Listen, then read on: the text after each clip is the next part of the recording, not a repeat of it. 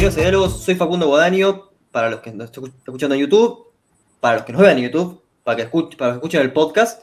Estamos hoy con Eduardo Sartelli, ya un invitado de la casa, un habitué casi, doctor en Historia, docente, responsable del CEICS, Centro de Estudios e Investigaciones y Ciencias Sociales, y militante de Rosario Revolución. Hoy vamos a hablar de su último libro, que fue editado en 2 volúmenes, La sal de la tierra. Acá tengo el volumen 1, acá tengo el volumen 2.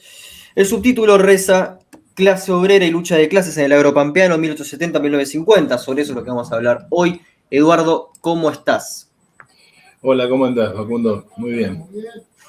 Muy bien. Lo primero que me surge como duda metodológica es por qué el recorte 1870-1950. ¿Por qué previamente no?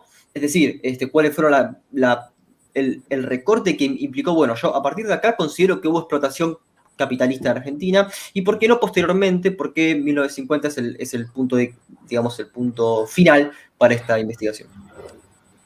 Bueno, cuando vos hiciste el gesto de mostrar los 2 tomos, supongo que te habrás dado cuenta de que si no los lees, por lo menos te van a servir para hacer ejercicio, porque Sí. tiene cada uno un volumen respetable, es decir, el tomo 2 tiene 800 páginas, el tomo 1 tiene casi 600, suman entre los dos 1400. Esto no estaba en los planes jamás al inicio. ¿Es tu tesis de doctorado esta, Eduardo? Bueno, lo que pasa es que la tesis de doctorado quedó sumergida ahí dentro. Claro. En realidad es como si ahí dentro hubieran ido quedando sumergidas. El primer trabajo monográfico que yo escribí, mi primer trabajo que uno diría publicable o hecho como con ánimo de historiador, que fue el trabajo con el cual yo aprobé un seminario de investigación con Waldo Ansaldi, con quien después seguí trabajando gracias a ese trabajo, que era un trabajito, ya ni recuerdo el nombre. El otro día, rebuscando papeles en casa, lo encontré mecanografiado. A muchos de los oyentes no le llamará la atención o no sabrán qué digo cuando digo mecanografiado, ¿no? Imagino con una Olivetti, ¿no? Con una Olivetti 45, sí, yo recuerdo una Olivetti 45 que mi viejo me había regalado cuando estaba en 5º año de secundario y que había conseguido por un amigo que la había sacado de la aduana de México, no sé cómo era la historia. Bueno, llegó a mis manos y esa máquina me acompañó toda la universidad. Y de hecho, yo me recibí con este trabajo, o sea, con este trabajo me recibí de profesor. Porque fue el último trabajo con el cual aprobaba el último seminario y ya me recibía.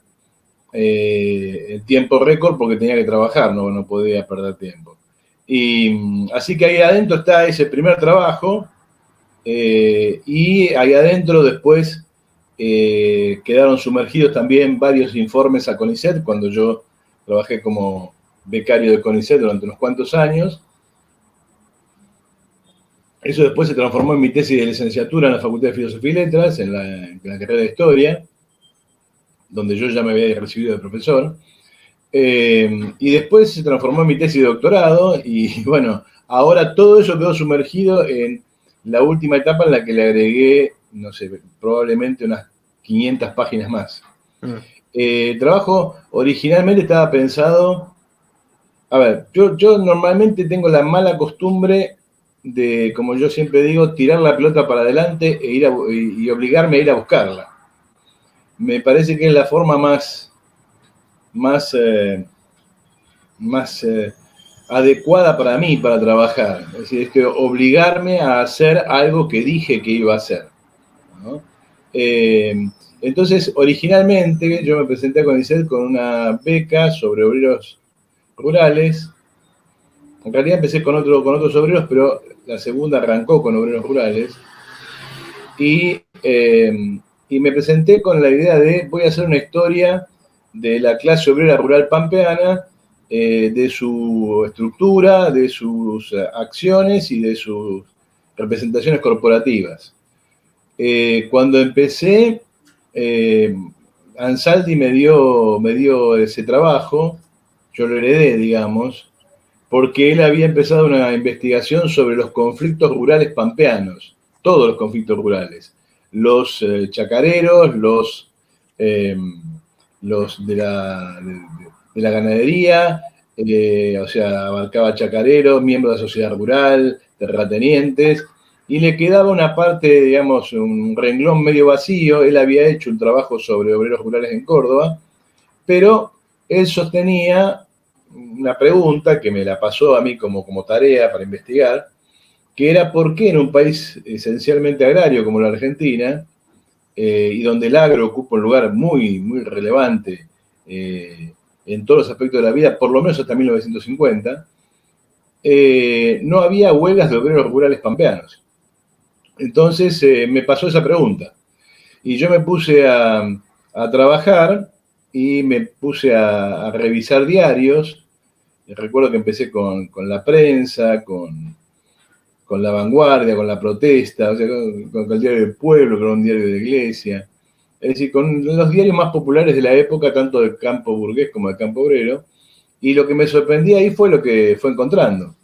Y fui encontrando decenas de huelgas a principios de siglo, centenares de huelgas entre el 18 y el 22, una huelga gigantesca entre el 27 y el 29, entre el 28 y el 29, pero que arrancaba antes, y después una larga, como lo digo yo allí, guerra de guerrillas entre el 30 y los años 40. Y entonces cuando llegué a los años 40, ahí cerré la tesis de doctorado, la entregué, la tenía que entregar por una razón particular, y entonces después lo que me quedó es un montón de material que yo había juntado de mis épocas de becario y de épocas posteriores sobre el periodo peronista. También algunos compañeros, en particular Marina Cabat, me arrimó algunas fuentes sobre la etapa peronista. Y en realidad la lógica del libro empujaba a abarcar el peronismo. ¿Por qué 1870? Porque es el arranque de la agricultura pampeana. Es decir, es el punto digamos, de partida necesario de una historia de un personaje que se supone que no existe. Digo, se supone que no existe porque toda la biografía y la izquierda y los protagonistas del periodo actúan como si nunca hubiera existido, como si el campo fuera solamente terratenientes y chacareros. Entonces yo decidí arrancar desde el comienzo, a ver cuándo aparecen los primeros obreros rurales pampeanos dedicados a la cosecha de cereal, porque con todo su volumen, el libro se recorta en este campo muy específico. No son todos los obreros rurales, son solo los obreros rurales pampeanos. No son todos los obreros rurales pampeanos, son solo los que levantan la cosecha. O sea, no están los obreros de la ganadería y no están los obreros permanentes de la agricultura. Me dedico pura y exclusivamente a los que levantan la cosecha. O sea, el bracero, la representación más común de la época, el bracero, el cosechero, o más, digamos, si se quiere coloquialmente, el croto. Y empecé a seguir ese personaje cuando nace la agricultura en las colonias santafesinas, en el centro norte de Santa Fe, en 1870. Entonces era un punto de partida necesario. El trabajo me fue llevando a tratar de ver hacia dónde iba esa guerra de guerrillas de la década del 30, entonces me terminé dando cuenta de que iba hacia el periodo peronista y que la historia no iba a quedar terminada si no veía el periodo peronista y cómo Perón cooptaba a los sindicatos rurales y construía su poder. Es decir, la historia terminaba metiéndose en el debate acerca de los orígenes del peronismo. Así que cada paso que daba me obligaba a extenderme un poco más. Ese trabajo original en la Olivetti 45, que lo terminé en el ferrocarril San Martín, ¿no? Con la Olivetti sobre mi rodilla, porque tenía que entregarlo y me faltaban cosas y las fui agregando y terminé ahí.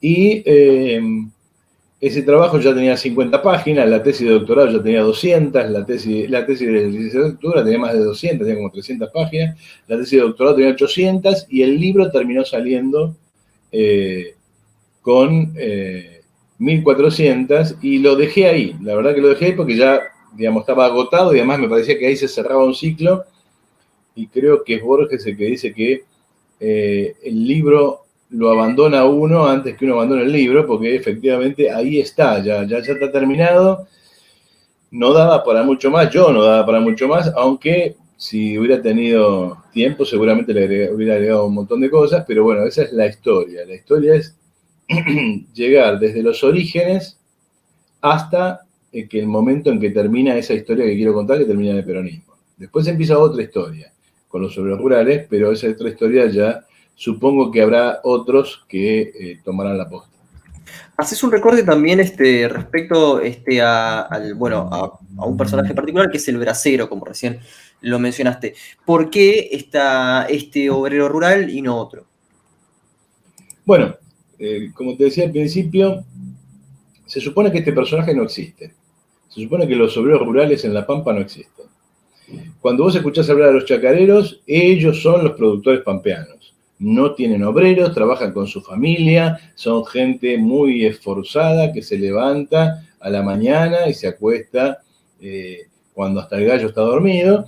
Y en el medio solo lo auxilia algún hijo, a lo sumo la esposa, y se acabó. Es la historia de la agricultura familiar.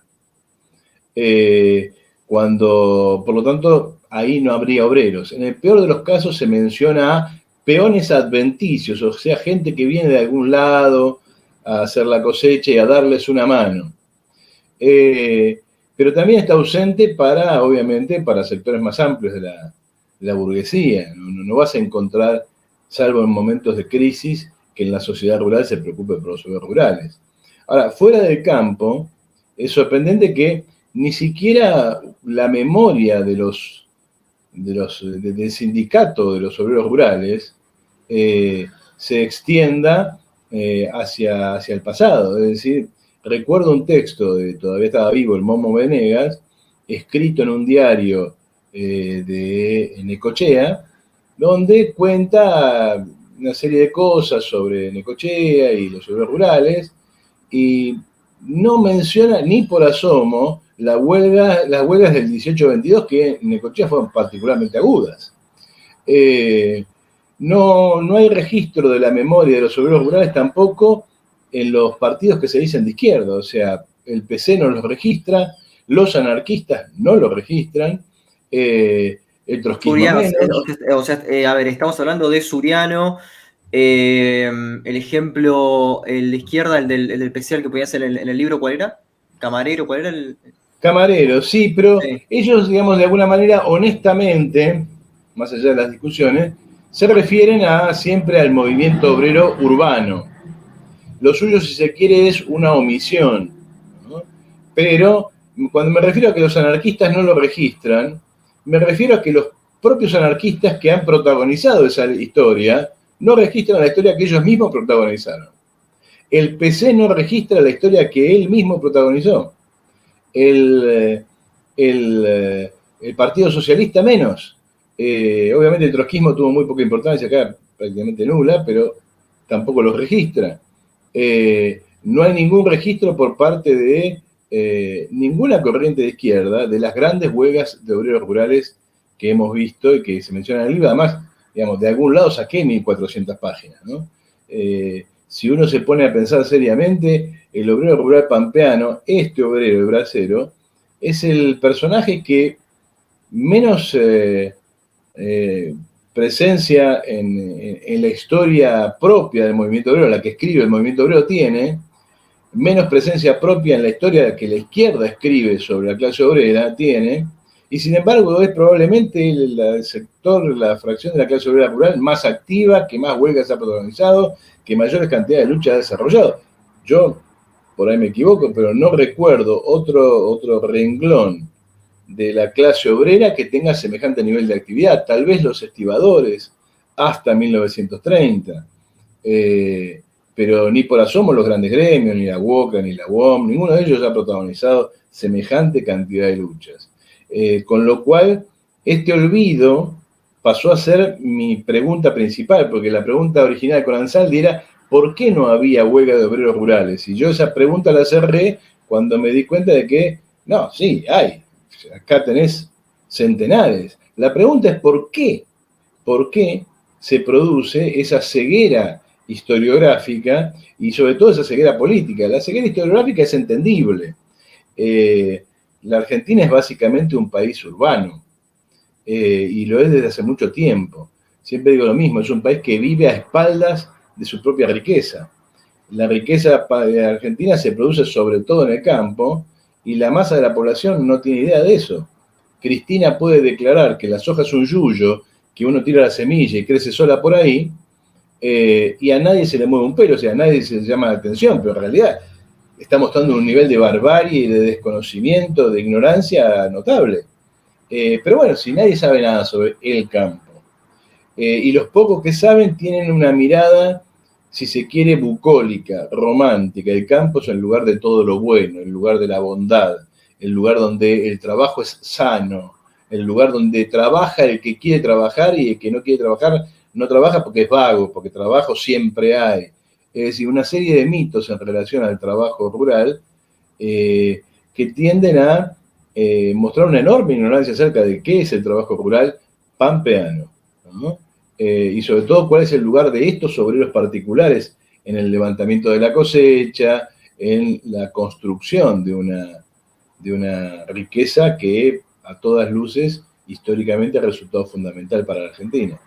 Pero antes de ir, digamos, a lo que es el campo en sí, hay algo que me gustaría abordar que es, bueno, sean dos cosas. Primero, cometés un cierto parricidio, en cierta manera, contra escritores, digamos, como Hilda Sábato, ¿no? Contra cierta historiografía argentina clásica, por decirlo de alguna manera, y después contra Thompson y otras personas que para vos van a ser los que comienzan con los social studies, es decir, con el subjetivismo en historia, que para vos no es productivo bajo ningún punto de vista. O sea, como que la percepción de los obreros para vos es como, a ver, entiendo que el debate de estructura-superestructura es casi banal, pero es como, bueno, es una consecuencia, no es tan importante. No rescatás nada del subjetivismo y al mismo tiempo, ¿cómo reflexionás sobre Isla Sábato, Romero, todos esos, digamos, como el cierto canon que hubo acá, que serían también los herederos de Hobsbawm, que vos también, bueno, le dedicás algunas palabras?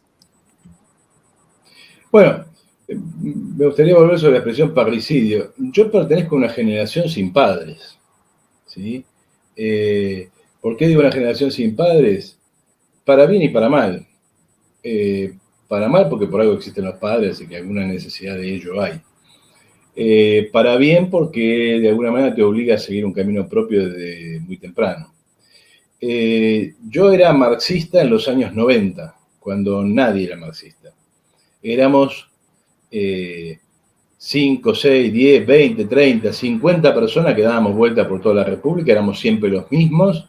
Había gente que era guevarista, gente que era del PC, gente que era autonomista, gente que era trotskista, gente que era filoanarco, autonomista, del más variado pelaje, pero éramos como una especie de banda que se movía más o menos por los mismos lugares, más o menos diciendo las mismas cosas, porque en ese contexto muy anticomunista no había mucha oportunidad de diferenciar a un marxista de otro. Menciono algunos nombres: Eduardo Glavich, Alberto Bonet, Néstor Cohen, ¿sí? Pablo Bonavena, más o menos el conjunto de los entonces jóvenes marxistas que tratábamos de acercarnos al mundo de la investigación. Podemos sumar ahí a Daniel Campione y a algún otro más que era un poco más grande, pero andábamos siempre por ahí.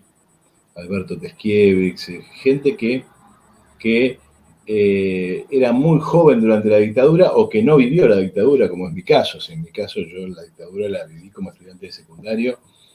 Había entrado a la secundaria en el 76, así que no viví la erupción política previa. Ya entré a un secundario controlado, digamos. De toda esa gente, Carlos Mangone, me sigo acordando de nombres así sueltamente. Toda esa Una gente. nota al pie, es bastante interesante, ¿no? Pero Mangone hoy es casi olvidado. En su momento se acaba. Bueno, él, digamos, es de Frankfurt. Él es bien Sí, Frankfurt. O sea, es bastante olvidado, vale la pena recordarlo. Sí, Carlos sacaba una revista junto con otros compañeros muy linda, porque esa época era también la época de las revistas. Yo en algún lado la llamo la era de las revistas, porque todo el mundo tenía pequeños grupitos que tenían su revista. Yo había inventado Razón y Revolución, eh, Glavich y Bonet estaban en Dialéctica, creo que somos las únicas dos que sobrevivimos de esa época. Mangone tenía Causas y Azares, si no me acuerdo. Campeón estaba con Periferias. Tarcus había sacado Ideas del Sur, creo que se llamaba Ideas del Sur. Y así, era un conjunto de revistas. También había revistas partidarias, es la época en que aparece En Defensa del Marxismo, de Peó. El PTS todavía era muy pequeño para esa época, por lo menos no estaba tan en este ambiente. Y sí, hay mucha gente que después, digamos, quedó por mitad, que no sé qué anda ahora, digamos, a veces los he cruzado y cosas, ya somos todos gente grande, ya casi jubilados. Pero en esa época era difícil decirse marxista, porque en general los buenos marxistas o habían muerto durante el proceso o se habían ido del país. Y por lo general algunos no volvieron nunca, hicieron otra vida por allí, ¿no?, fuera del país, alguna vida muy exitosa en términos intelectuales, un tanto Aricó, por ejemplo, lamentable ¿no? en términos políticos, pensemos en Ernesto Laclau. O Aricó, ¿no? Está, digamos, la labor de editor del Claro. PRO. Lo que pasa es que Pancho Aricó, claro, es una figura bastante más vieja, digamos, ¿no? Pensemos que Pancho Aricó era joven cuando yo todavía no había nacido. O sea, soy del 63, como diría Fito Páez, y Pancho Aricó estaba rompiendo en esa época con el PC, junto con Juan Carlos Portantiero, e incluso con algunos nombres que hoy son muy famosos por otras cosas, como Juan Carlos Torres, que es Sí, sí. famoso por el libro de memorias que sacó ahora, un gran intelectual, todos ellos, ¿no? Bueno, algunos se fueron y volvieron socialdemócratas. Es el caso de Portantiero, es el caso de Torre, es el caso de Aricó, por la vía de una cierta lectura de Gramsci. Otros volvieron también socialdemócratas, pero por otro lado, o sea, viniendo más desde el peronismo o desde el maoísmo, tipo Piglia, Sarlo, Sábato. Toda esa gente se fue muy a la izquierda y volvió más bien centro-derecha. A esa gente nosotros no la consideramos, yo por lo menos no la consideré nunca, digamos, padre, ni fundador, ni nada por el estilo. Le reconozco la virtud de haber renovado una universidad, una facultad de filosofía y letras y una carrera de historia muy anquilosada durante el proceso. Me siento orgulloso de haber cursado esa facultad, pero no los considero mis padres ni por asomo. Ni a Luis Alberto Romero, ni a Hilda Sábato, gente con la que yo trabajé, yo formé parte de la cátedra de Hilda Sábato. Tengo unas cuantas cosas que reprocharles en términos académicos y de manejo de la universidad, porque manejaron la universidad como se les dio la gana, y arruinaron muchas carreras. Pero, al margen de eso, uno intelectualmente tiene que reconocerles que hubo una modernización de la carrera y hubo una propuesta historiográfica que, vista en su conjunto, uno puede decir, sí, ayuda a entender la Argentina. No hay duda de eso. Tanto como ayuda a no entenderla, tampoco hay duda de eso. Es decir, la historiografía de Luis Alberto Romero, de Hilda Sábato, es más interesante, aunque es más famoso Luis Alberto Romero, es más interesante Hilda Sábato. Es una historiografía que en algunos aspectos ayuda a entender algunos problemas. Uno entiende mejor el capitalismo argentino y sobre todo del siglo XIX a partir de Capitalismo y Ganadería del Lanar, de Hilda Sábato, ¿no? Un libro que es interesante y lo que tiene más de interesante es lo que tiene más de marxista, ¿no? Mirá cómo son las cosas. Hilda alguna vez me comentó que hizo ese libro gracias a la generosidad de Ernesto Laclau, que estaba estudiando la inmigración irlandesa. Los sábatos son de origen irlandés, y de ahí salió ese libro, que a mí me parece que es probablemente el libro más interesante de toda esa generación, de todo ese grupo, digamos, ¿no? los trabajos de Luis Alberto Romero no me merecen la misma opinión. Y en general uno puede creer, digamos, señalar cosas negativas de ese tipo de trabajos. Sobre todo formaron parte de la destrucción del concepto de clase. Y por lo tanto yo en el libro me ocupo con bastante detalle de cuestionarlos.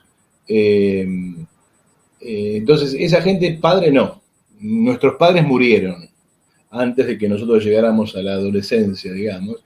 Y entonces ser marxista en los 90 y tener más o menos 20 y pico, casi 30, o 30 y monedas, 30 y poquitos, era, digamos, navegar en aguas solitarias. Uno se la tenía que arreglar como podía y entender las cosas como podía. Hay algunos intelectuales que provienen de etapas anteriores y que siempre, digamos, funcionaron como gente que de alguna manera, digamos, orientaba, ayudaba a entender, te hacía progresar, en el sentido de que te mostraba caminos.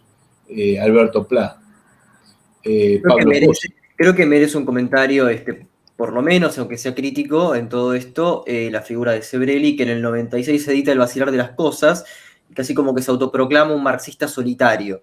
¿Cuál es tu reflexión sobre este trabajo? Mira, nosotros con gente como Sebrelli no teníamos ningún contacto. O sea, Sebrelli no es un tipo leído en la universidad. Y ni siquiera fue un tipo importante en el grupo al cual él perteneció, el grupo de los hermanos Viñas, que leen la historia argentina en un sentido filoperonista, apuestan por Frondizi, es el grupo de Ismael y David Viñas. De Contorno, claro, sí, Contorno. Contorno. Ese grupo no, digamos, de ese grupo lo que resultaba influyente para gente como nosotros en esa época, pero lateralmente, no muy centralmente, era tipo como David Viñas. O sea, nosotros seguíamos a gente que se animaban a decir marxismo, se animaban a decir comunismo. Vos pensás que Eduardo Glavich y Alberto Bonetti y Néstor Cohen en su momento le ponen a su revista dialéctica, una palabra bastante difícil de asumir en esa época, y de hecho tienen un primer momento de fama inesperada porque sacaron un número dedicado a la gente que había participado en un congreso de filosofía durante la dictadura, de gente que todavía era docente de filosofía y letras, y los amenazaron con sanciones, todo ese tipo de cosas. Yo invento una revista que se llama Razón y Revolución en plena época del posmodernismo, es decir, cuando todo el mundo dice se cayó el muro y cuando todo el mundo dice la razón es la peor cosa que ha existido en este mundo. Es decir, éramos gente muy reactiva y gente que de alguna manera trataba de nadar contra la corriente y había pocos.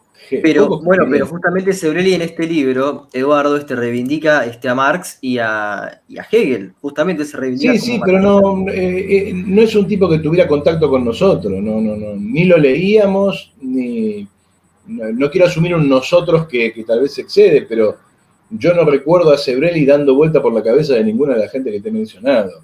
De hecho, cualquiera de nosotros probablemente consideraría a Sebrelli un pensador menor, ¿no?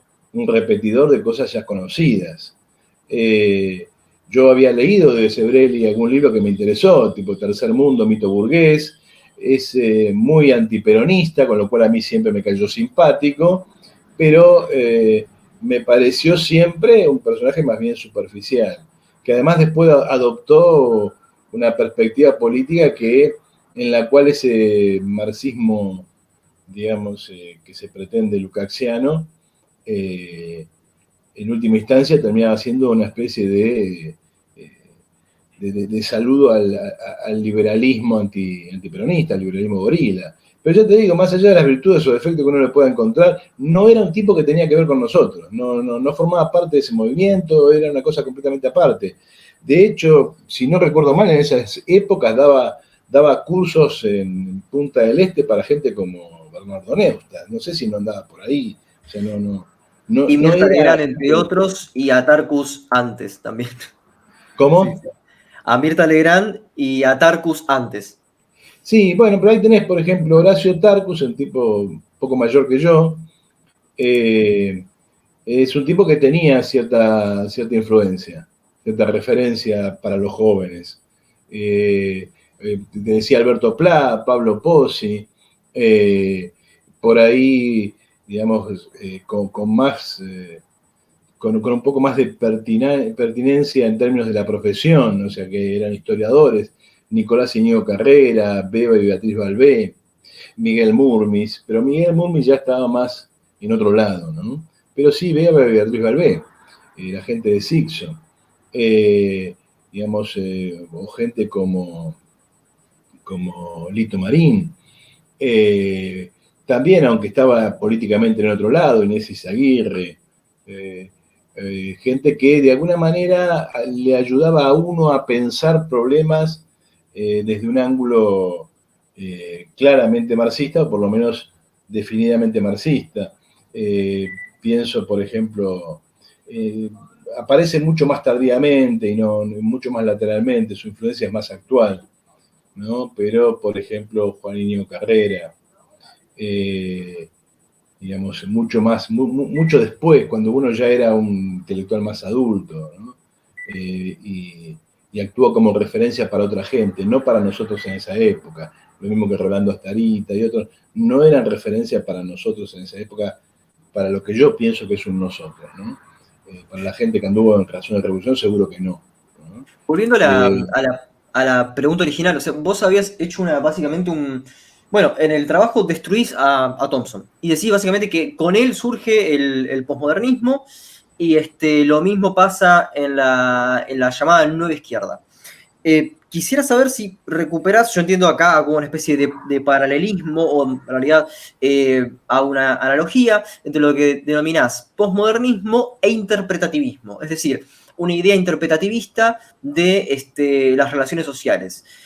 ¿Vos le quitás importancia al interpretativismo barra subjetivismo o crees que es complementario para un análisis clasista? Mira, yo no, ahí voy a disentir con vos, yo no creo destruir a Thompson. Es una figura que a mí me cae muy simpática, ¿no? Pero creo que hay varios Thompson y que Thompson nunca definió claramente una posición teórica coherente. Fue más, y tal vez por eso me causaba a mí mucha simpatía, más un patotero que un teórico. Es decir, alguien que era capaz de decir una serie de cosas sin digamos, andar midiéndose. Era alguien que hablaba a viva voz, ¿no? Y además como historiador es un tipo absolutamente notable. Edward Thompson es uno de esos historiadores que uno quisiera ser. Si vos me preguntaras a mí como historiador, y te digo que Thompson, seguro, Pierre Vilar, esos historiadores que marcan la profesión y que demuestran que hay una sensibilidad propia del historiador, que no está ni en el sociólogo, ni en el economista, ni en el antropólogo. Hay una cosa que el historiador tiene con el tiempo, que es muy particular. Y yo creo que Thompson en ese sentido es notable. No solamente su obra histórica, digamos, el famoso debate que mantiene con Perry Anderson, que en realidad no tiene mucho de debate, porque Perry Anderson dice una serie de cosas en respuesta a una larga serie de críticas de Thompson, donde Thompson demuestra que cómo razona un historiador y cómo razona alguien que, digamos, tiene demasiado gusto por las analogías, como Perry Anderson. Yo lo que cuestiono de Thompson es esa vacilación que lo lleva desde el individualismo metodológico hasta un marxismo medianamente aceptable. Por eso yo señalo que de todos los Thompson que hay, yo me quedo con uno, con el Thompson que de alguna manera limpia, ordena, organiza una filósofa canadiense que se llama Ellen Maxine Wood, cuya obra es notable y que vale la pena visitar sistemáticamente. Y Ellen Maxine, en debate contra los altuserianos y los estructuralistas y con un montón de gente más, construye un Thompson que es muy parecido a Eric Hobsbawm, otro gran historiador. que es muy parecido a Pierre Vilar, que es muy parecido a un historiador marxista tradicional. Es un historiador marxista tradicional, ¿qué es? Y es básicamente alguien que entiende la acción humana en un marco. Y ese marco no es pasivo, el marco obliga a hacer cosas, el marco es activo, pero además ese marco es el campo en el cual esa actividad humana tiene resultados efectivos. ¿Cuál es el problema con ciertas versiones de marxismo, si vos querés? Algunos lo han llamado cientificista o marxismo, si vos querés, economicista. La idea de que el marco es todo. Y entonces uno conoce el funcionamiento de 3 o 4 categorías económicas y ya puede virtualmente predecir el futuro. Y la investigación histórica no descubre nada, sino que se limita a encajar las piezas en un rompecabezas que ya tiene un orden. ¿Qué podrías nombrar en esta corriente? Bueno, por el extremo, por la caricatura, si vos querés, Juan Íñigo Carrera en la Argentina, el althusserismo en general, todas esas corrientes que en última instancia, la historia no es más que una especie de sainete, de obra teatral, que es ejecutada por personajes que no tienen ninguna influencia en el desarrollo de la acción. Obviamente la versión culturalista, o si vos querés la versión más subjetivista, culturalismo, subjetivo, son cosas distintas, ¿no? Pero para hablar ahora genéricamente, tiende a creer que la acción lo es todo, una especie de accionalismo. Y yo creo que Thompson puede entrar tranquilamente en esa versión de accionalismo. Y ese accionalismo finalmente explica la historia por las formas en que actúa el individuo, el sujeto, como si ese sujeto viviera en el aire. Entonces, esta complicada dialéctica entre la necesidad y la libertad, entre las presiones que surgen, que forman parte de, que construyen a los sujetos que entran en batalla, no pueden anular los resultados de esa batalla y las decisiones de ese sujeto. Lo que sucede aquí es que hay que colocar en su lugar cada uno de estos elementos. Normalmente la gente tiende a sacarse los problemas de encima con aforismos. Entonces, aparece allí alguna cita de Marx donde dice, bueno, los individuos son portadores de relaciones, con lo cual los individuos no son más que, digamos, apéndices de carne y hueso de las verdaderas, digamos, fuerzas que actúan en la realidad, que serían las relaciones o la estructura. Al estilo althuseriano, la historia es una estructura sin sujeto. Del otro lado, los sujetos parecen moverse solos, una versión de la historia que se parece mucho a la del liberalismo. Yo creo que el balance más adecuado en este punto lo tiene gente como Pierre Vilar o como Hobsbawm o como otros historiadores no marxistas, Lucien Febvre, por ejemplo, ¿no? Pero me parece a mí que uno debiera evitar caer en eso, evitar caer en la historia fácil. La historia la hacen los individuos, la historia la hacen las estructuras. Hay una dialéctica compleja. Fíjate qué interesante, te podés hablar acá de dos personajes que a mi juicio manejan las cosas bien, ¿no? La historia de la Revolución Rusa de Trotsky es muy interesante en esta relación entre el individuo y la estructura y entre la acción del sujeto y la estructura. ¿Sí? ¿Cómo se puede producir una revolución que podría no haberse producido? Y que es más, podría no haberse producido por la ausencia de un individuo. Trotsky llega a decir, sin Lenin no hay revolución rusa. Claro, es el problema del individuo de la historia, ¿no? Claro, es un problema que ya había planteado dentro del marxismo, por ejemplo, Plejano. Plejano señalaba lo contrario, es decir, con Robespierre o sin Robespierre había revolución francesa igual. Y la discusión es, efectivamente, no solo la del individuo, sino sobre todo la del sujeto, porque el sujeto son las clases sociales, y entonces uno dice, bueno, está bien, ahí arribamos a un mundo en el cual no son simplemente las fuerzas económicas, tenés que hablar de clases, pero las clases finalmente son personas, y las personas no son todas iguales. La pregunta es, ¿podría haber terminado igual la historia argentina sin Perón? Y pensemos, por ejemplo, la diferencia entre la historia argentina y la historia chilena, la diferencia entre un Perón y un Allende, ¿no? ¿Podría haber sido distinto si Perón hubiera muerto en el 73 antes de volver? Bueno, son preguntas que uno debiera hacerse. ¿Por qué? Porque Perón no es cualquier individuo. Perón es un individuo social, es un elemento muy calificado de una fuerza social. Es dirección, en él convergen millones de relaciones. Si él no está, no es lo mismo que si él está. Entonces, todos estos elementos deben ser puestos sobre la mesa a la hora de explicar la historia. La historia no se explica simplemente por categorías económicas. La historia se explica por la lucha de clases se explica por la composición de los sujetos, por su historia, por sus contenidos ideológicos, y con esto te voy respondiendo esta inquietud tuya acerca de si lo subjetivo tiene algún lugar en esta explicación. Y sí, claro que lo tiene, claro que lo tiene.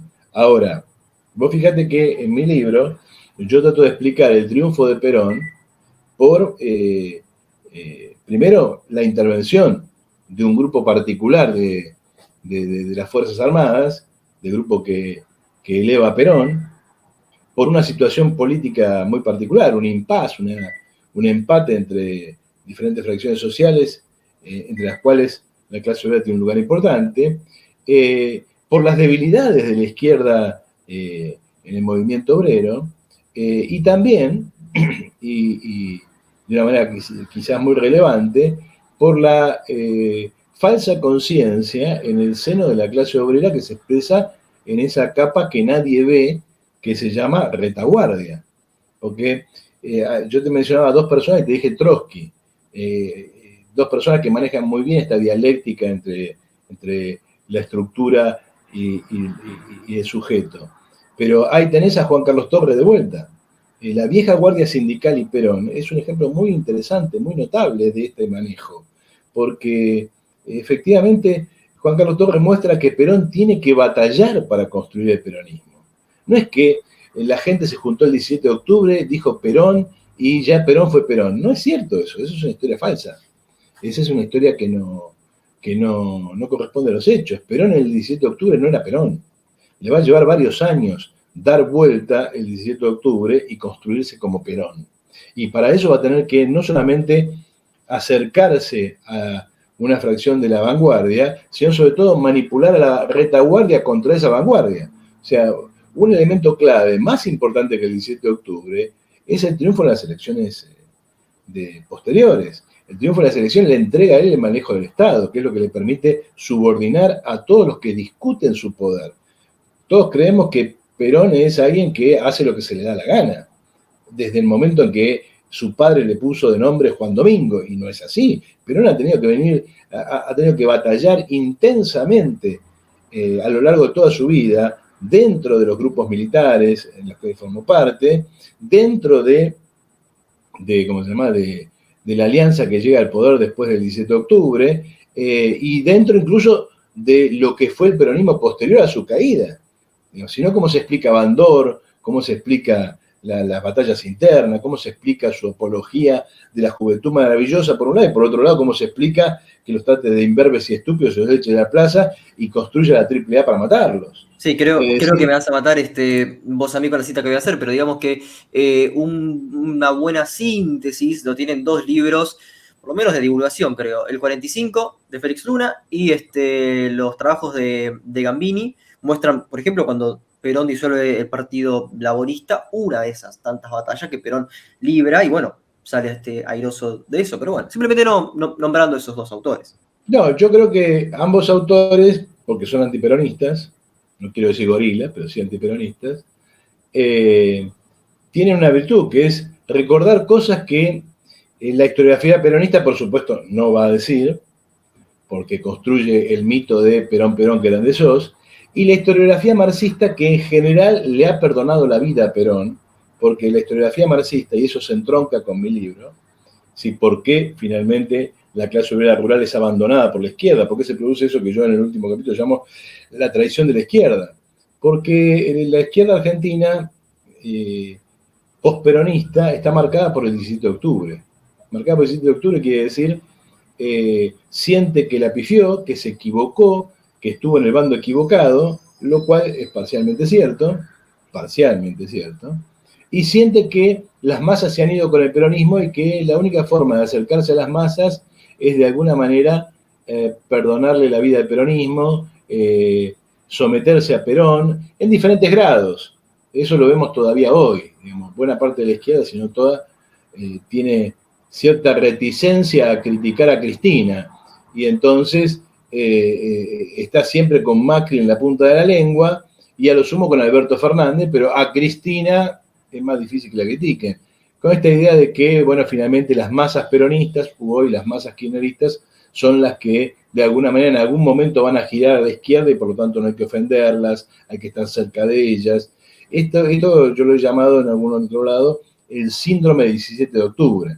Obviamente los autores antiperonistas no tienen ese síndrome en la cabeza y pueden hablar con cierta libertad de Perón y recordar el aspecto fascistoide de Perón. O sea, Perón era filofascista en términos ideológicos, es decir, no ocultaba a nadie, y cuando uno escucha sus ideas, lee sus ideas, digamos, no hay mucha diferencia entre él y Mussolini. Es más, cuando llega al gobierno hace cosas que no son demasiado diferentes del fascismo clásico, la persecución de la oposición, la regimentación ideológica, etcétera, etcétera, algo que está muy bien narrado, muy bien contado y con mucho detalle sobre la base de fuentes inéditas en el libro Perón Leaks de Marina Kabak. Invitamos obviamente a ver el programa, porque Marina estuvo en este programa, así que invitamos a quienes estén viendo por YouTube, escuchando por Spotify esto, lo invitamos a ver ese capítulo. Pero vamos a operacionalizar conceptos, que es lo que haces realmente muy bien. Al hablar de la estructura de la producción cerealera, ¿qué hablamos cuando hablamos de burguesía en el campo argentino? ¿De qué hablamos cuando hablamos de la burguesía en el agro? Cito página 751, aparecen tres figuras: el semiproletariado, la pequeña burguesía y la burguesía. ¿Por qué estas tres figuras consideras que son importantes para darle entidad a la burguesía del agro?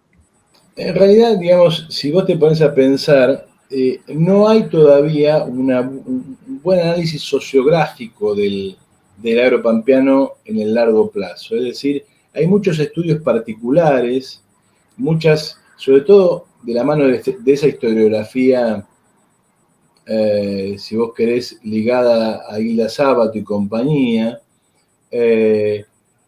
muchos estudios de empresas o de comerciantes o de personajes particulares.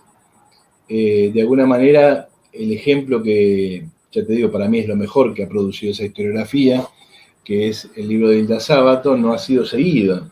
Y entonces no tenemos grandes descripciones de la estructura agraria pampeana. Tenemos algunas cosas genéricas, viejo texto de James Covey sobre la pampa, que todavía, si bien nadie te lo va a reconocer, todavía sigue conceptualmente dominando la cabeza de mucha gente. Tenés algunas ideas de Jorge Sábato, todavía por allí dando vuelta, y tenés algunas descripciones parciales, probablemente de todas esas descripciones parciales, la más interesante es un viejo libro de Alfredo Pucciarelli, Capitalismo Agrario Pampeano. Por lo tanto, uno, digamos, encuentra difícil poder establecer una serie de fotografías en diferentes momentos de la estructura agraria pampeana. Y por lo tanto, como no tiene las fotografías, le cuesta poner eso en movimiento, es decir, le cuesta la dinámica. Hay algunos estudios regionales, Javier Balsa, en Desarrollos, por ejemplo, que ayudan a entender algunas cuestiones. Entonces, para poder entender con quién se peleaba el sujeto que yo estudiaba, me vi obligado a hacer algo así como una especie de sociografía de la región pampeana, un estudio de la historia de la estructura agraria. Muy superficial, porque te imaginas que el libro no habla sobre eso y por lo tanto... Por otro lado, a mí me interesaba sobre todo un personaje. No solamente porque ese personaje es el que tiene más relación con mi personaje, con el obrero rural, sino porque es el personaje, si vos querés, el antagonista clave de esta historia, que era el chacarero. Tenés la estructura agraria pampeana, por lo menos hasta 1950 tenés burguesía en muchos lugares, yo te diría que en todos. Semiproletariado prácticamente no hay.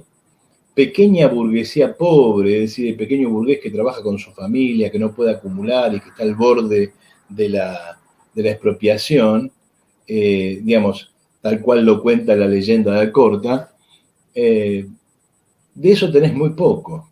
Cuando vos empezás a examinar con cierto detalle las fuentes que están disponibles, te encontrás con que lo que domina el agro pampeano es una pequeña burguesía rica.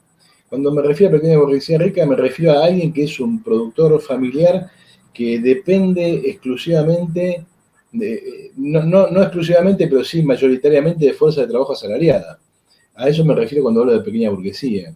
Por eso yo hago una serie de cálculos en los que trato de demostrar que en realidad el agro pampeano y el chacarero pampeano, incluso el más chico, el de 100 hectáreas, 200 hectáreas, es como mínimo un pequeño burgués explotador, es decir, un pequeño burgués que no puede sobrevivir si no realiza el grueso de las tareas con personal asalariado. Yo hice una cuenta, una estimación genérica, el chacarero más chico del agro pampeano, el de 100 hectáreas, no podría sobrevivir si no contratara personal asalariado para producir por lo menos casi la mitad de la producción, del valor que produce una chacra. Eso significa que para ese productor la presencia del obrero rural es imprescindible. No, lo que quiere decir es que no hay agricultura sin relaciones capitalistas. De ahí para arriba, el agro pampeano ve otras capas burguesas, normalmente en el agro pampeano y en el agro en general, por una serie de razones que son técnicas y no vienen al caso ahora, es necesario que el productor sea relativamente chico, es decir, es difícil encontrar productores agrícolas de más de 1000 hectáreas. El común son 300 a 500 y de 200 hay muchísimos. En aquella época, hoy con esa magnitud de tierras, un productor no hace nada. En general, el que tiene 200 hectáreas, 100 hectáreas, las alquila. Se alquila un pool de siembra, no las trabaja. O las trabaja, pero con la maquinaria que tiene, realiza lo que se llaman las tareas de servicio, es decir, levanta la cosecha de otros productores. Un De Angelis, por mencionar a alguien que la gente puede conocer, es un chacarero que tiene, no sé, un centenar de hectáreas, 2 o 3 centenares de hectáreas, pero tiene maquinaria y produce sobre 800 hectáreas y además trabaja para otros, se levanta la cosecha de otros. O sea, es un empresario burgués en toda la línea. Pero con 100 hectáreas solo no te da ni para comprar las máquinas hoy. En aquella época, entre 150 y 200 hectáreas era el tamaño mínimo, y eso te obligaba a ser un pequeño burgués obligado a comprar fuerza de trabajo, es decir, un capitalista. Y esa era la capa más chica, que no era dominante en términos productivos. Por lo tanto, lo que yo pongo ahí sobre la mesa es que en realidad lo que llamamos chacarero es en realidad una alianza entre una burguesía agraria pequeña y mediana, pero burguesía, es decir, no trabaja directamente la producción, vive del trabajo asalariado, y una pequeña burguesía siempre al borde de ser expropiada en cada crisis. Y entonces cuando uno ve la historia de la Federación Agraria, ve el entronamiento de Piacenza, por ejemplo, un personaje muy particular que proviene del socialismo, que después se hace abiertamente fascista, y que domina la Federación Agraria durante toda su vida, hasta que se muere, desde los 20 hasta que se muere, allá cerca de los 40, lo que ves es que la Federación Agraria representa a los burgueses agrarios, es decir, a los chacareros medios, y que utiliza la ideología del pobre campesino expropiado como mecanismo de dominación. Y ese llanto chacarero es típico, o sea, vos lo escuchás con el tema del tractorazo y escuchás lo mismo, pareciera que nunca ganan plata, siempre trabajan a pérdida, y uno dice, bueno, ¿cómo sobrevive esta gente que siempre trabaja a pérdida? Bueno, no trabajan a pérdida, no es cierto, son buenos burgueses y explotan fuerza de trabajo asalariada. Eso no quiere decir que algunos, sobre todo los más pobres, no tengan que trabajar ellos mismos, parcialmente, o que no tengan que ejercer la dirección de sus empresas. Pero no es lo mismo trabajar de la dirección de trabajo asalariado que trabajar de asalariado o trabajar como hacer las mismas tareas que hace un asalariado.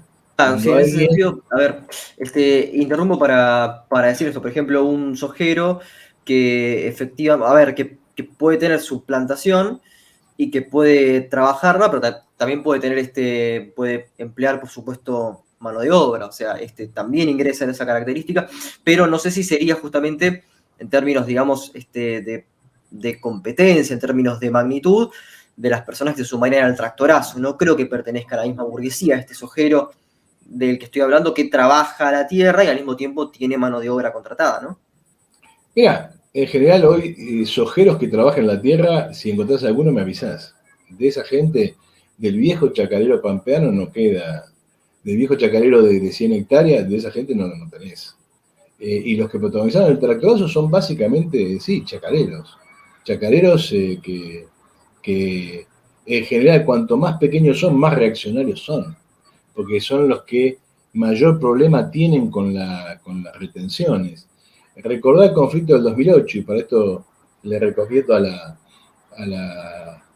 los oyentes, les recomiendo mi libro Patrones en la Ruta, el análisis del conflicto de 2008.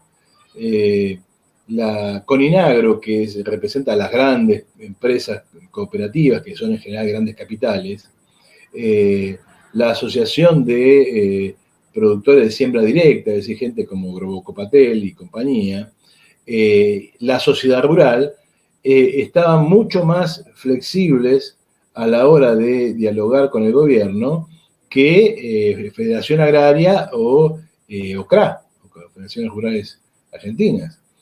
CRA Carvap, ¿no? Productores de tamaño grande, sobre todo de la provincia de Buenos Aires, y la Federación Agraria, productores medianos, con algunos chicos, eran los más enconados opositores del gobierno y son los que defienden el programa Milei, es decir, el programa de fin de las retenciones. Entre otras cosas porque las retenciones les afectan más a ellos que a los más grandes. Cuanto más grandes sos, menos te afectan las retenciones. Por lo tanto, son los que sostienen el programa más reaccionario. Por lo tanto, no es extraño que la Federación Agraria participe, por ejemplo, con manifestaciones golpistas contra Isabel Perón. La llegada de Videla a la presidencia con el golpe de Estado está precedida de acciones golpistas llevadas adelante por la Federación Agraria, CRA, CARVAP. De hecho, uno de los ministros de Agricultura del proceso sale de ahí, de ese proceso de lucha de este tipo de organizaciones. Después, la Federación Agraria, cuando ve que el propio proceso se apropia de más renta todavía que el que se apropia del peronismo, se da vuelta y sobre el final del proceso saca chapa de luchadora progresista, pero eso no es cierto. La Federación Agraria siempre fue una organización reaccionaria. En el 28, 29, se une a la sociedad rural para ya pedirle al presidente Irigoyen que mande al ejército a reprimir la huelga del 28-29 en Santa Fe y Córdoba. Es decir, la historia real de la sociedad, de la Federación Agraria y de los chacareros es una historia negra. En general pasan a la historia como si fueran buenos productores y gente pobre y campesinos. De hecho, la misma idea de hablar de campesinos o de chacareros en lugar de burgueses es una forma de esconderse. Lo que yo llamo tradición de la izquierda es que se hayan creído esto, que hayan trasladado mecánicamente la experiencia rusa o la experiencia china al campo argentino y que crean ver acá campesinos que no hay. Exacto, una visión primitivista, básicamente folk, de la Tierra, de la cual la antropología tuvo mucho que ver. Esta hago mea culpa del gremio, como antropólogo. ¿Cuál es el rol? Hay un criterio semántico acá en tu trabajo que es oponer antagonismo a conflicto. Señalas que antagonismo no es lo mismo. Entonces, en ese sentido, ¿cuál sería el carácter semántico de conflicto? ¿Qué implica el conflicto? ¿Qué no implica el antagonismo? Cuando vos querés, a ver, voy a decir algo que tal vez no esté bien, pero cuando vos ves el marxismo tiene muchas categorías económicas para pensar la economía. De hecho, el tomo 1 del Capital, que es el único libro, el único tomo del Capital que Marx editó, los otros dos no sabemos qué hubiera sucedido, y además es un libro incompleto, ¿no? Es un libro que termina cuando Marx empezaría a hablar de otras cosas, del Estado, de las clases sociales, etcétera, etcétera, hace creer que esas categorías alcanzan para pensar la realidad. Y esas categorías no alcanzan para pensar la economía hasta ahí, porque finalmente economía, lucha de clases son diferentes formas, o mejor dicho, diferentes puntos de vista para ver lo mismo. Pero hay que verlo todo, si no el objeto aparece como parcial. Dicho de otra manera, el obrero no es capital variable. Capital variable es una categoría económica que ayuda a entender la dinámica del proceso de trabajo, del proceso de producción y de la acumulación de capital. Pero no ayuda a entender cómo alguien se constituye en sujeto de acciones, ¿sí? Por lo tanto, yo tiendo a creer, tengo ganas, si tengo tiempo y espacio para eso, avanzar en el desarrollo de lo que a mí me parece que el marxismo no tiene muy desarrollado, que es una teoría de la acción. Está lleno de marxistas que han hablado de estas cosas y que han trabajado sobre estas cosas, pero a la hora de examinar las acciones, de observar la lucha de clases, de estudiarla, lo que suele aparecer es una falta completa de categorías que nos ayuden a pensar los problemas. Cuando uno habla de lucha de clases, ¿de qué habla? ¿Cuáles son los hechos de la lucha de clases? ¿Cuál es la gradación entre esos hechos? La lucha de clases está siempre. La lucha de clases crea a los sujetos, volvemos a Thompson, ¿no? Lucha de clases sin clases. Yo hay un capítulo que examina el periodo 1870-1914, lo denomino clases casi sin lucha de clases, es decir, invirtiendo la fórmula thompsoniana, porque efectivamente, digamos, la clase se constituye en términos objetivos y no necesariamente lucha. Y ahí hay que pensar a qué le llamamos lucha y sobre todo cuáles son los elementos que componen la jerarquía de acciones que están presentes en la lucha de clases. No es lo mismo decir que la clase obrera lucha y ¿qué hizo? A ver, y la clase obrera hizo la Revolución Rusa. Bueno, no es lo mismo que decir eso que decir que los obreros se enojaron con el patrón y le mataron el gato a la mujer del patrón y hubo una gran matanza de gatos como rebelión y cosas por el estilo. Bueno, eso que estudia Robert Darnton, por ejemplo. O sea, son acciones de diferente tipo. Son acciones que tienen que ver en un caso, con simples manifestaciones de antagonismo. Es decir, yo no estoy de acuerdo con esto. No lo puedo ni siquiera decir abiertamente, lo tengo que manifestar como una especie de broma. Lo tengo que manifestar de alguna manera escondida, ¿sí? Por ahí vos sos antropólogo, bueno, habrás leído por allí James Scott. James Scott da muchos ejemplos de esta manifestación de antagonismo. Hay una novela, ahora se me escapa, de Paul Bowles, que es sobre África, y es una novela anticolonialista, y ¿qué es lo que muestra allí? Dos muchachos americanos que andan en un poblado africano en moto, atropellando a la gente y llevándose a todo el mundo por delante, y mostrando, digamos, el patos propio del imperialismo que anda por el mundo despreocupadamente, divirtiéndose mientras la gente sufre. En una de las tantas vueltas con la moto, tienen un accidente y quedan tirados en medio del arenal. Y se están desangrando y se están muriendo de sed. Y pasan los africanos y no les dan la más mínima ayuda. O sea, yo no te puedo combatir, no puedo evitar el colonialismo, no puedo hacer una guerra, pero el día que tengas un problema a mí no me vengas a buscar. Bueno, son acciones de muy diferente tipo. Es decir, una cosa es la acción con la cual uno destruye el sistema existente, construye otro sistema, que es la acción con la cual manifiesta simplemente que vos y yo no tenemos los mismos intereses.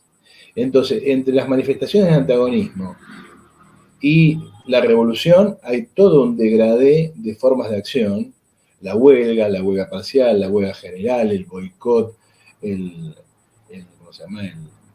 El motín, las huelgas generales, las insurrecciones, la guerrilla, el terrorismo. Hay un montón de formas de acción que son subordinadas o no, se complementan o no, pero que indudablemente tienen diferentes jerarquías. Yo en el libro trato de mostrar esa jerarquía y lo digo ¿para qué? Para mostrar que los obreros pampeanos no simplemente manifestaron antagonismo, simplemente, le dieron una trompada al patrón, como cito yo allí un cuento de un dirigente anarquista, probablemente el último dirigente anarquista importante de un sindicato que se definía como anarquista, en la comarcal de Entre Ríos, en la comarcal de Diamante, Ángel Borda. Ángel Borda tiene un poema que dice, hoy le he pegado al patrón. Bueno, sí, el tipo se calentó, le metió un sopapo, el tipo se sintió mejor, se sintió más hombre y cosas por el estilo, pero eso no elimina la explotación. Esa manifestación de antagonismo estuvo en el campo pampeano.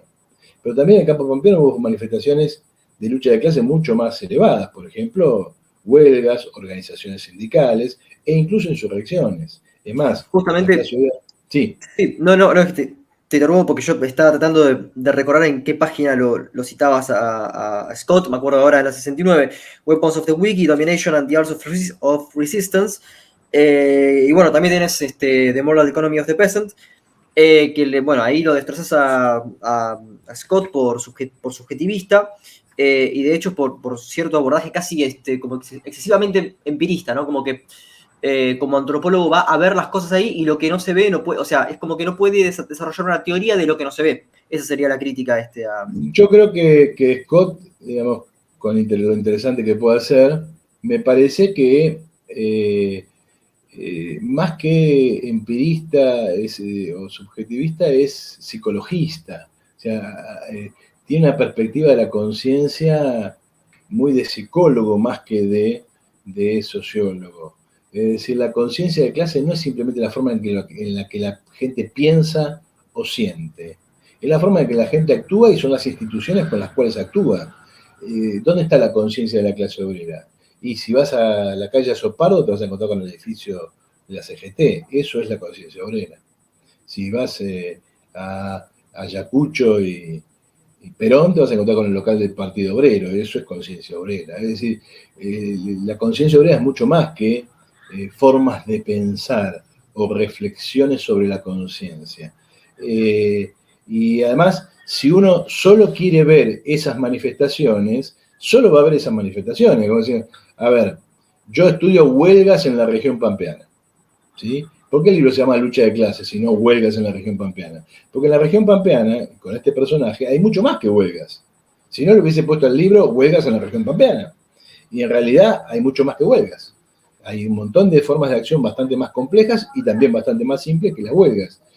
Ahora, si yo me quiero concentrar en ver huelgas, bueno, entonces después puedo escribir. En el Cordobazo no pasó nada, porque hubo huelgas, la gente pedía aumento de sueldo. Está bien, pero si vos durante el Cordobazo solamente ves al obrero en la fábrica, no lo ves en la calle, no lo ves a los cacotazos, no lo ves en el rosariazo, no lo ves en los movimientos de masas, en las insurrecciones, lógicamente que vas a concluir lo que fuiste a buscar. Fuiste a buscar huelgas que sacás como conclusión de la conciencia de la clase obrera. Corporativismo. Es decir, la clase obrera hace huelgas. ¿Se entiende? Entonces, a mí me parece que James Scott peca de ese tipo de cosas. Claro, bueno, a ver, en ese sentido también quizás ponderes más a Maurice Godelier, a, no sé, a antropólogos en ese sentido. Pero bueno, digamos, ¿cuál sería en este sentido el papel que juegan los sindicatos? ¿Cuál sería el papel que juega también la FORA en poder organizar esta lucha de clases? Lo entiendo en este sentido como cierta manifestación o por lo menos lo leo de esta manera. Una cuestión macro, que es la lucha de clases, y sus manifestaciones, que aparecen en estas cuestiones que son micro, pero que están respondiendo a una estructura superior. ¿Qué papel jugaría en este caso estas agrupaciones dentro de esta lucha de clases? Estas agrupaciones condensan un estado de la conciencia de fracciones enteras. Es decir, la conciencia de clase, cuando uno habla de la conciencia de clase de la clase obrera, tiene que recordar que en una época dada no hay una conciencia de clase, hay conciencias. Es decir, la clase obrera siempre tiene múltiples conciencias.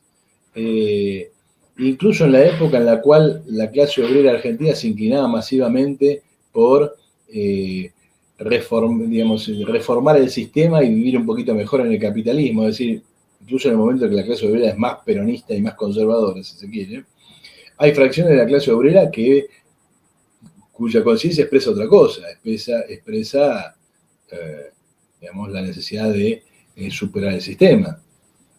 Por lo tanto, siempre conviven formas de conciencia. Cuando vos mencionás a la FORA habría que decir, sobre todo en el periodo más álgido, 18-22, en esa época son dos, la del noveno congreso, la sindicalista, que es una alianza de fracciones ideológicas. En la FORA 9 convergen anarquistas disidentes, sindicalistas revolucionarios, socialistas y comunistas, dominadas por el sindicalismo revolucionario. La otra FORA, la del quinto congreso, es la anarquista pura. Expresan y condensan dos formas de conciencia distintas. Una, donde tiende a predominar la conciencia reformista, aunque una conciencia reformista muy ficcionada por el fenómeno de la revolución en el periodo. Es decir, hay que entender el impacto de la revolución rusa en la Argentina en esa etapa para darse cuenta que cuando hablamos de reformismo en la FORA 9, estamos hablando de algo bastante más audaz de lo que uno piensa cuando habla de reformismo. Es decir, la FORA 9 está bastante más allá de Juan B. Justo. Entre otras cosas porque incluye en su interior a anarquistas y a socialistas internacionales, es decir, a los futuros PC. ¿Consideras básicamente, o sea, consideras como payasesco, creo que es el mote que utilizás para Palacios, ¿no? Para los socialistas independientes. No, cuando me refiero a socialistas independientes, socialistas internacionalistas, no sé si es independientes. No, yo me estaba refiriendo a... Lo que pasa es que, digamos, uno puede respetar a Juan B. Justo, que es un reformista, digamos, cercano al fabianismo, cercano a Jean Jaurès, cercano a esa línea, digamos, ¿no? Reformismo ilustrado, si vos querés. Más liberal que cualquier otra cosa, ¿no? Después tenés personajes que han realizado, digamos, alguna tarea dentro de la historia del socialismo y que, digamos, de alguna manera son como free runners, ¿no? Tipos que corren por la suya. Es el caso de Alberto Palacios, ¿cómo se llama? Alfredo Palacios, que sí ha tenido actitudes payasescas. No me desdigo de semejante palabra. Me parece que Juan B. Justo encarna una propuesta, a mi juicio, muy criticable, pero seria, ¿sí? Pero seria y consecuente. Palacios va, viene, amaga con batirse a duelo, va a Cuba después ya viejo y vuelve entusiasmado. Bueno, es un personaje, ¿no? A mi juicio es demasiado sobrevalorado. Pero, digamos, la FORA 9 estaba bastante más a la izquierda de eso. Bastante más a la izquierda incluso que Juan B. Justo, aunque el socialismo formaba parte de la FORA 9. el socialismo argentino, el socialismo de Juan B. Justo, siempre tuvo mucho problema con el movimiento obrero y siempre tuvo muchas escisiones hacia la izquierda en relación al movimiento obrero, porque en general el socialismo Juan B. Justista no es muy obrerista, que digamos. Nunca fue un partido obrero, ¿no? La Fora del Quinto Congreso, por el contrario, representaba a las fracciones más, si vos querés, radicalizadas de la clase obrera del periodo, y de alguna manera muestra las limitaciones de la clase obrera del periodo. Es una clase obrera que gira o oscila entre la reforma, la revolución, y no tiene dirección, también en una crisis de dirección. Sí, a ver, en ese sentido, estaba reflexionando sobre algunas figuras que vos justamente dentro de esta tradición de la izquierda no creo que reivindicarías, que es la de Puiggrós. Puiggrós es justamente en la historia de los partidos políticos, cuando habla del socialismo, demasiado crítico con Palacios, haciendo una crítica parecida a la que haces ahora. Pero bueno, de nuevo, pertenecería justamente a esta traición izquierdista de una izquierda cooptada por el peronismo. Sí, Puiggrós no sé qué criticaba a Juan B. Justo para después hacerse peronista, digamos, ¿no? Pero bueno, es de esa izquierda. Puiggrós es un historiador interesante. Sus trabajos históricos, sobre todo sobre el periodo colonial y sobre la naturaleza social del siglo XIX, es un tipo interesante, pero evidentemente es esa gente que no soportó la presión de la retaguardia, como yo digo en el libro. O sea, no soportó la inclinación de las fracciones más atrasadas de la clase obrera por Perón.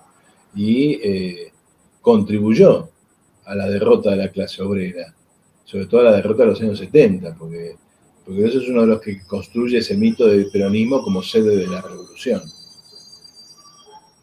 Bueno, justamente para ir cerrando, a mí lo que me gustaría ir por dos caminos.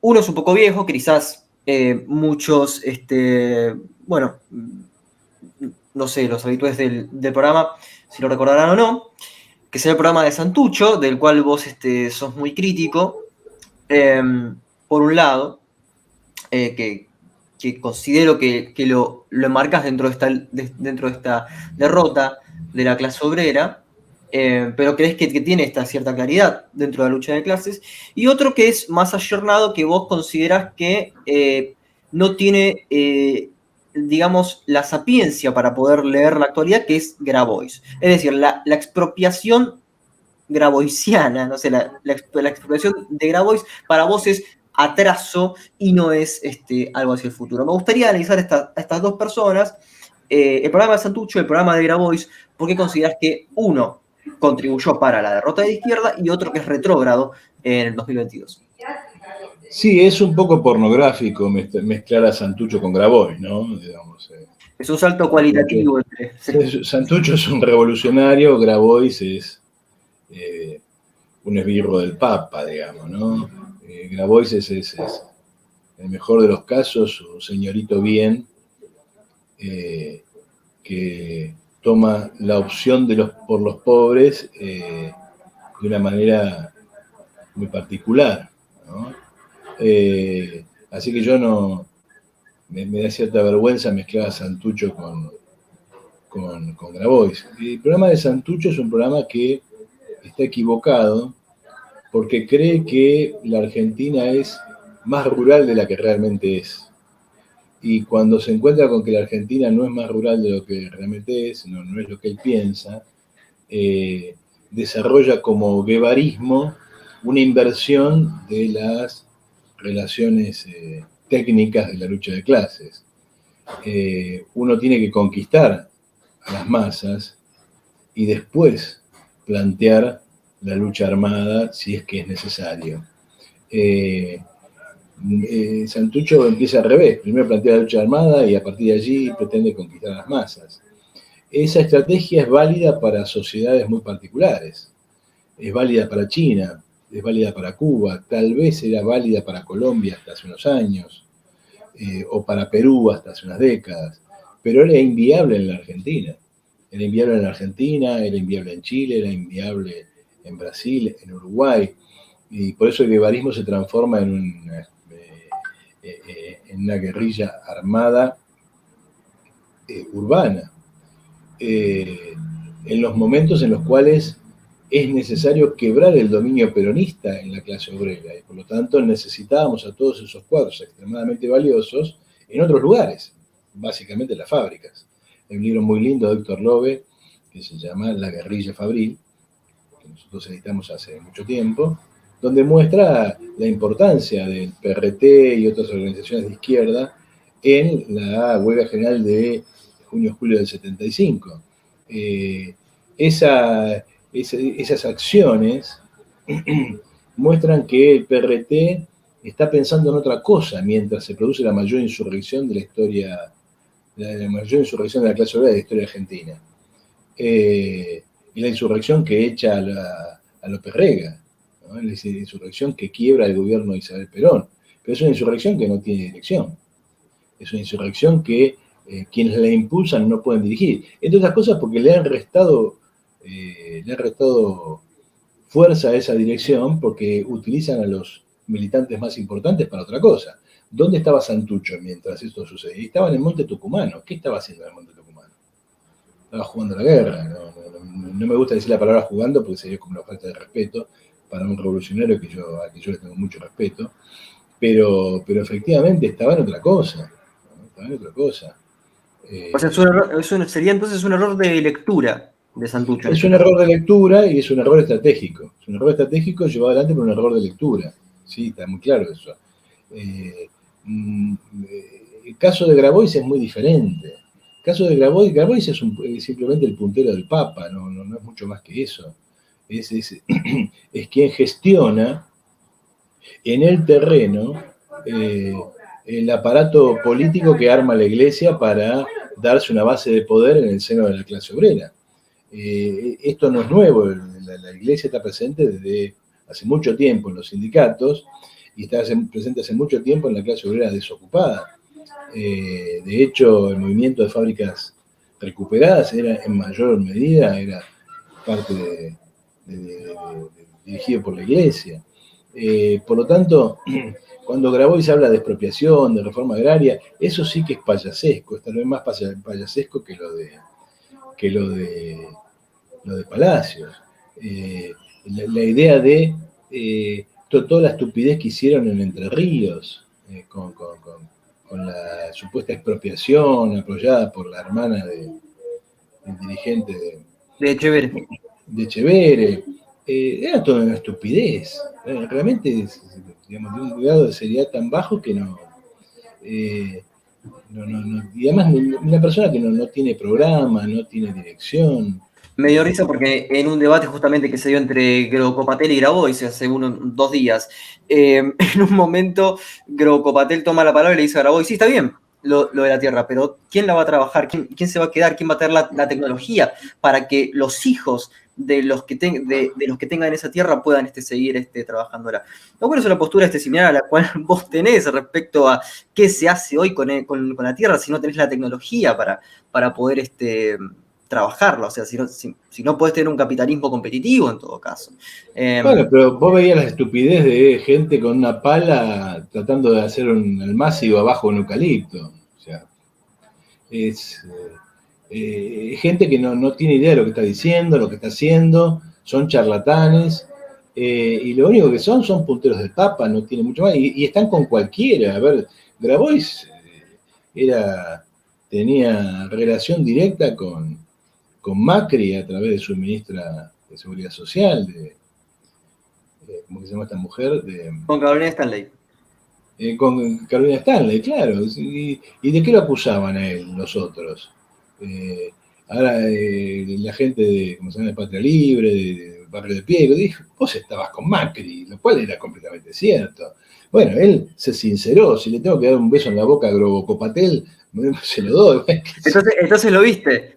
Sí, vi esa cuestión, no vi todo el debate. Yo lo invité a Grobocopatel hace unos cuantos años, 2009, 2010, por ahí, no me acuerdo bien.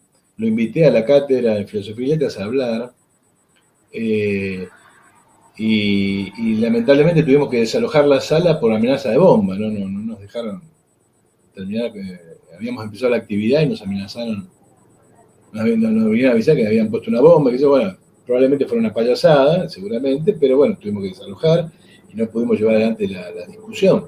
Al menos no te Pero pidió, sí, pero al menos no te pidió plata como el ministro, seguramente el ministro de Economía, Melconian.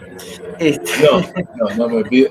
No, Patel es un tipo muy particular, tiene todo un discurso acerca de esto, o sea, es un tipo que expresa un grado de conciencia acerca de las virtudes del capital muy notable, o sea, no es ningún tonto, yo te diría que es un intelectual. ¿Sí? Me quedo con esa frase.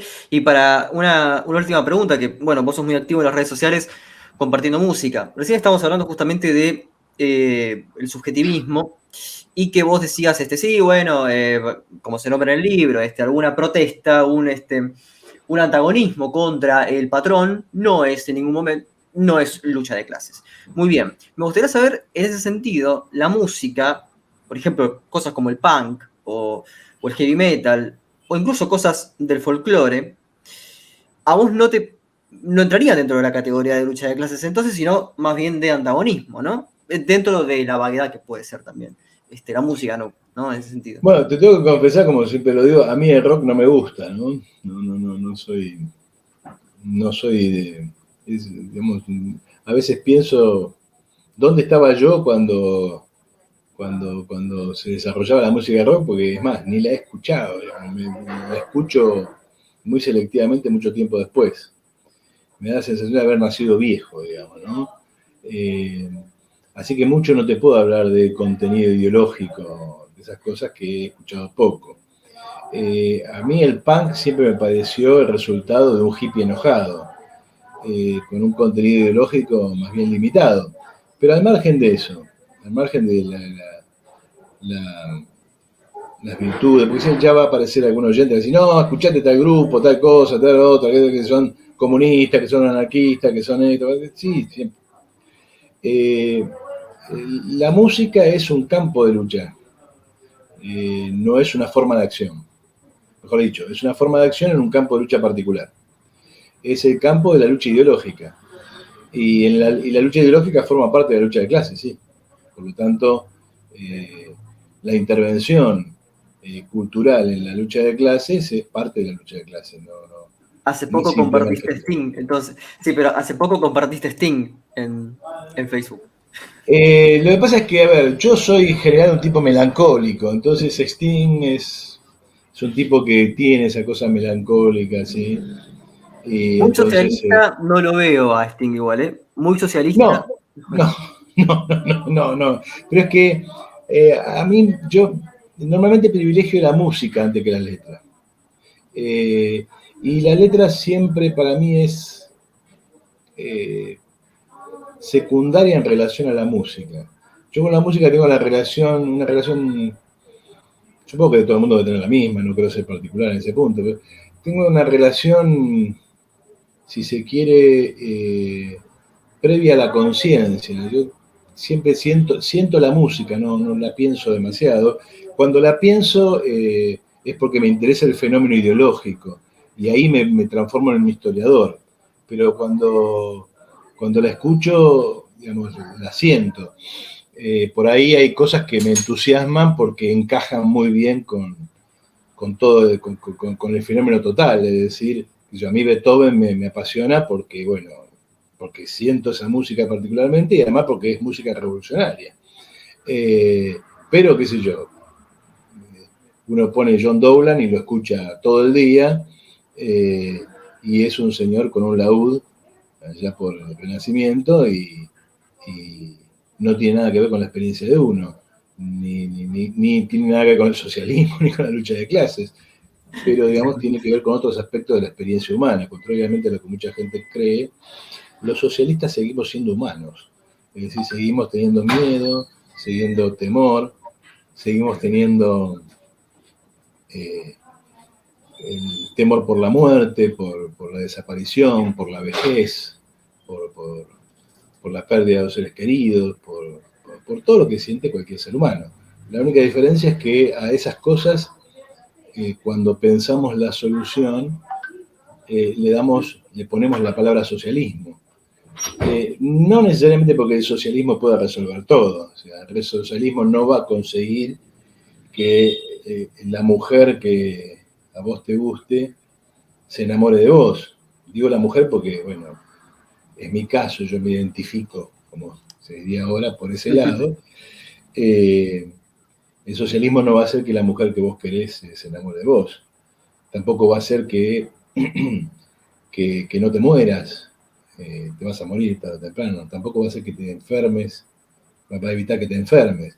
Pero sí va a hacer que todas esas cosas puedan ser parte de tu experiencia y parte de tu experiencia, de una experiencia posible que te permita encarar esas cosas de la mejor manera posible. O sea, una cosa es que la persona que vos querés no se enamore de vos porque no le gusta tu carácter, ¿no? Y otra cosa muy distinta es que no que forma parte de los prejuicios sociales, cómo estás vestido, qué clase perteneces, cosas por el Claro. estilo, ¿no? Lo mismo con la enfermedad.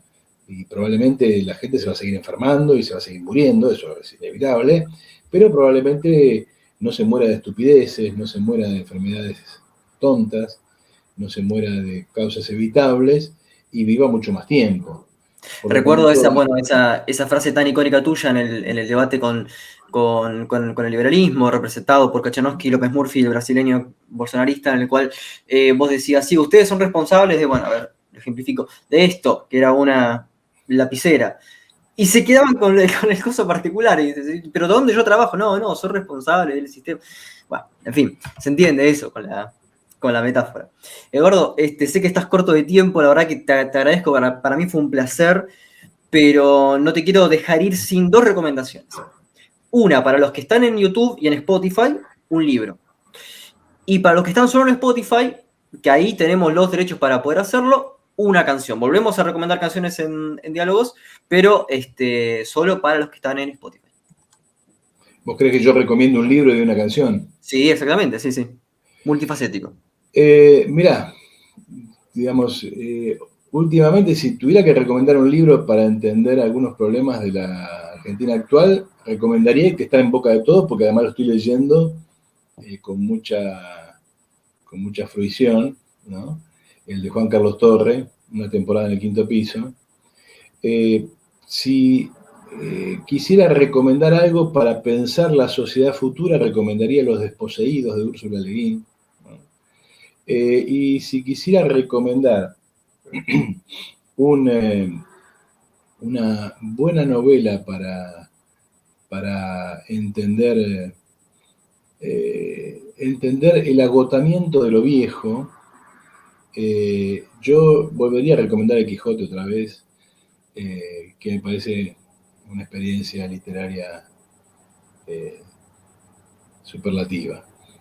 Sobre canciones, digamos, seguramente no sé si les va a gustar a nuestros oyentes lo que les recomiende.